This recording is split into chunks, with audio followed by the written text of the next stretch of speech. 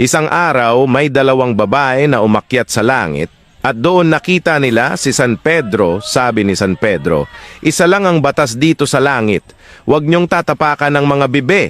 "Opo, San Pedro," sagot ng dalawang babae. Pagpasok nila sa langit, ay nagkalat ang napakaraming bibe at imposibleng hindi ito matapakan. Ingat na ingat ang dalawang babae pero nakatapak pa rin yung isang babae ng bibe. Biglang nagpakita si San Pedro, "Dahil nakatapak ka ng bibe, ikaw ay mapaparusahan habang buhay." Tinawag ni San Pedro ang isang anghel na may dalang napakapangit na lalaki at itinali ito sa babae. "Kayo ay magsasama na habang buhay." Hindi tumigil kakaiyak ang babae dahil wala ng paraan para mapalayo siya sa pangit na lalaki. Ang isang babae naman, nang makita niya ang nangyari sa kasama niya, ay ingat na ingat siya para hindi makatapak ng bibe.